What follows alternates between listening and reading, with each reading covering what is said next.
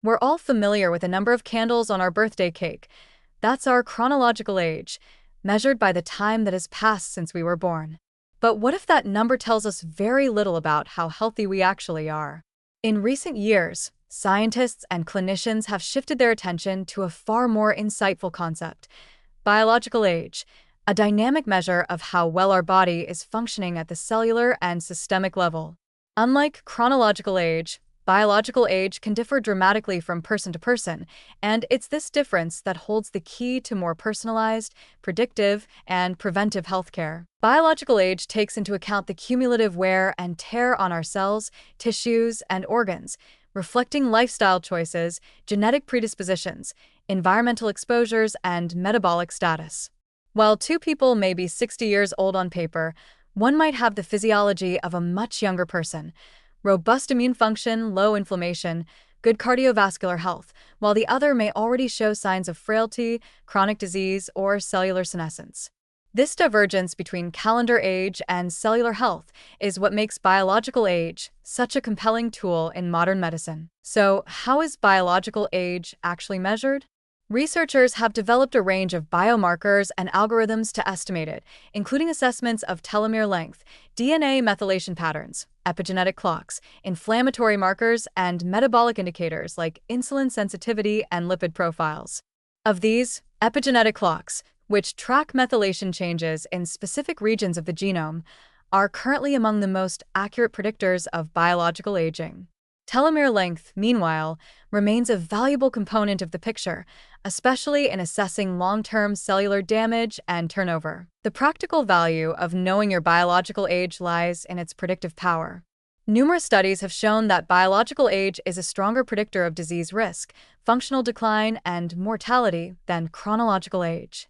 In other words, it's not how many years you've lived that best determines your health outlook, it's how well your biology has handled those years. This insight is transforming how doctors and researchers think about prevention and early intervention.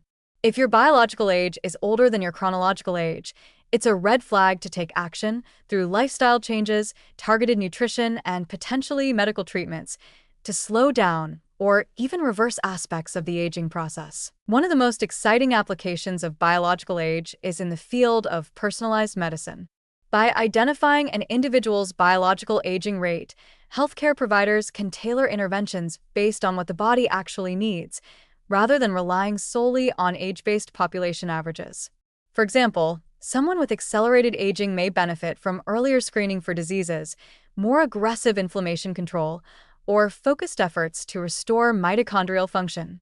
Conversely, someone aging slowly at the biological level might avoid unnecessary treatments or medications typically given by default at a certain age. This shift toward precision aging is already influencing the wellness and longevity space. People are increasingly using at-home biological age tests, wearable technology, and biomarker tracking to assess how their diet, exercise, sleep, and supplements affect their biological clock. Even more compelling is the evidence that biological age is not fixed.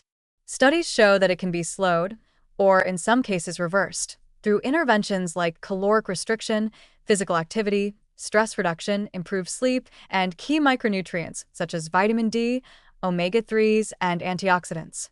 These interventions help by reducing inflammation, enhancing cellular repair, and improving metabolic flexibility. Take vitamin D, for example, a nutrient increasingly recognized not just for its role in bone health, but also for its impact on immune regulation, DNA protection, and cellular aging. People with higher vitamin D levels tend to have longer telomeres and lower markers of inflammation, suggesting a slower biological aging trajectory. Similarly, regular physical activity has been associated with improved epigenetic age profiles, while chronic stress and poor sleep are known to accelerate biological aging by promoting oxidative stress and disrupting hormonal balance. The growing gap between chronological and biological age also challenges traditional thinking in medicine. For example, guidelines for screening, medication, and even retirement planning have historically been based on age thresholds. But as we refine our understanding of biological aging, we may soon see a future where decisions are based not on how old you are, but on how old your body behaves. In this scenario, A 70-year-old with a biological age of 55 might be treated far differently than a 55-year-old whose cells are functioning like someone much older. In conclusion, understanding the difference between biological and chronological age isn't just an academic exercise, it's a vital shift in how we think about health, disease, and aging itself.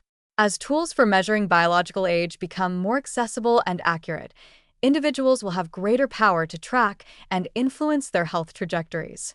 Whether through diet, lifestyle, targeted supplementation, or emerging medical interventions, the goal will no longer be just to live longer, but to live younger for longer. The future of aging is not about the years on the calendar, but about the vitality in our cells, and that future is already within reach.